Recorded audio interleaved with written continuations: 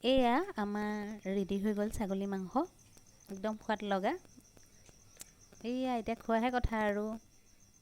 সকলোৱে বনায় ছাগলীৰ মাংস, তথাপিও ভিডিঅ' এটা কৰি থলোঁ আপোনালোকৰ কাৰণে। এয়া লৈছোঁ মই আধা কিলো ছাগলী। এয়া গৰম মছলা মই এতিয়া অকণমান ভাজিম, ভাজি লৈ পেলাই মিক্সি কৰিম। এইটো জায়ফল হয়, ইলাচি লং চব লৈ লৈছোঁ। এয়া লৈছোঁ জলকীয়া, নহৰু, আদা, পিঁয়াজ আৰু অমিতা দিম, আলু এয়া ঘৰৰ আলু, অসমীয়া আলুটো, আৰু অলপ মটৰ দিম, আৰু এটা মই বিলাহী। এতিয়া মই এইখিনি অলপ সানি ল'ম। ইয়াতে মই তেল দিম আৰু নিমখ দিম, আৰু এফাল মই পিঁয়াজ দিম। এনেকৈ মাখি ল'ম। মাখি লওঁতেনে আৰু মই একো ব্যৱহাৰ নকৰোঁ, এয়াই মই দিম। হালধি আৰু অইন মছলা একোৱেই মই নিদিওঁ, খালি এনেকৈ মাখি ল'লোঁ। মাখি লৈ এতিয়া মই মছলাখিনি মিক্সিত গুড়ি কৰি ল'লোঁ, গৰম মছলাখিনি, আৰু এইটো পেষ্ট কৰি ল'লোঁ। এতিয়া মই তেল দি দিছোঁ, মোৰ জোখত দি দিছোঁ। তেজপাত দি দিছোঁ মই ইয়াতে মই জিৰা দিম, গোটা জিৰা আৰু পাঁচফোৰণ।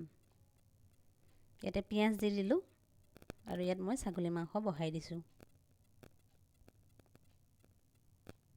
এনেকৈ মই ফ্ৰাই কৰি ল'ম। মই এনেকৈ 20 মিনিটমান ফ্ৰাই কৰিম।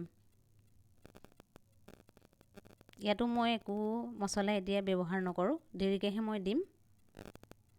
এতিয়া অমিতা দি দিছোঁ। এতিয়া আলু এয়া দি দিছোঁ, ভালদৰে লৰাই দিছোঁ।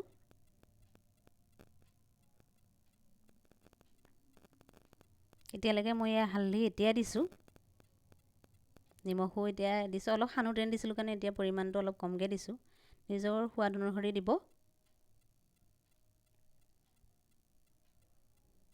এতিয়া মই এনেকৈ পেষ্টখিনি দি দিম, আদা নহৰু পেষ্টখিনি দি দিছোঁ। তাৰপাছত মই মটৰ দি দিছোঁ।